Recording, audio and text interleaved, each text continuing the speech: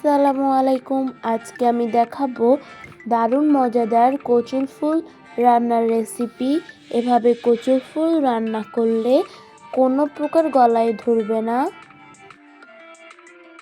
এখন এখানে কিছু কচুর ফুল নিয়েছি। কচুর ফুলগুলোকে কেটে নিব। দেখুন কিভাবে এই কচুর ফুলগুলোকে কেটে নিব।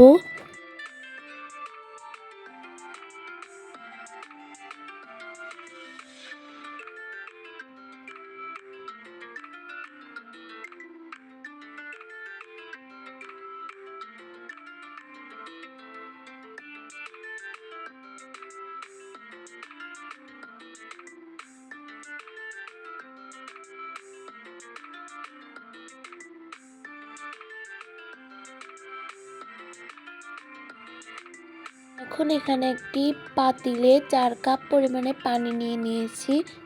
এগুলো গরম হলে এই কচুর ফুলগুলো দিয়ে দিব। পানি ফুটেছে, এখন এগুলো দিয়ে দিচ্ছি। এখন এখানে 1 টেবিল চামচ লবণ দিয়ে দিব, 1 টেবিল চামচ হলুদ গুঁড়া, 2 টেবিল চামচ রসুন বাটা, 1 চামচ আদা বাটা, 1 টেবিল চামচ মরিচ গুঁড়া। এখন এগুলোকে ঢেকে দিব সিদ্ধ হওয়ার জন্য। কিছুক্ষণ পর এখন দেখাচ্ছি, দেখুন কচুর ফুলের পানিগুলো শুকিয়ে গিয়েছে, কচুগুলো নরম হয়েছে। দেখুন এখানে 1 কাপ পরিমাণে নারকেল বাটা দিয়ে দিচ্ছি।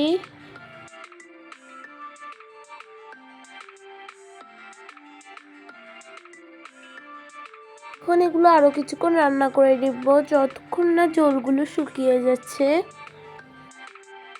এই অবস্থায় এখন আমি নামিয়ে নিব এগুলোকে। এখন এই চিংড়ি মাছগুলো ভেজে নিব। চিংড়ি মাছগুলো ভেজে নেওয়ার জন্য এখানে 1 চামচ হলুদ গুঁড়া, 1 টেবিল চামচ লবণ দিয়ে এখন ভালোভাবে মিক্স করে নিব লবণ এবং হলুদকে। একটি প্যানে এখন তেল নিয়েছি, তেলের মধ্যে এখন এগুলোকে ভেজে নিব। 1 টেবিল চামচ জিরার গুঁড়া,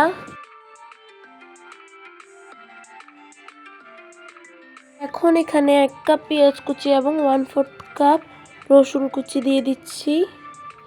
ফালি করে রাখা কিছু কাঁচামরিচ দিয়ে দিচ্ছি। এখন এগুলোকে ভালোভাবে ভেজে নিব। চিংড়ি মাছগুলো ভালোভাবে ভেজে নেওয়া হয়ে গিয়েছে, এখন এগুলো দিয়ে দিব। এখন কচুর ফুলগুলোকে ভেজে নিব।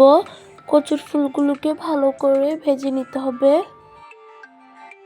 এখানে এখন আমি 2টি তেজপাতা দিয়ে দিচ্ছি। সময় নিয়ে এগুলোকে ভেজে নিতে হবে, একদম পানি শুকিয়ে ফেলতে হবে।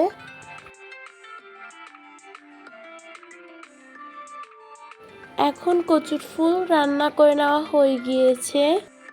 দেখুন কতটা সুন্দর হয়েছে কচুর ফুল রান্না। এরকমভাবে কচুর ফুল রান্না করলে কখনোই গলায় ধরবে না। আমাদের ভিডিওগুলো ভালো লেগে থাকলে আমাদের ইউটিউব চ্যানেলটি সাবস্ক্রাইব করে দিবেন এবং ফেসবুক পেজটি ফলো করে দিবেন, সাথে লাইক, কমেন্ট এবং শেয়ারও করবেন। আসসালামু আলাইকুম।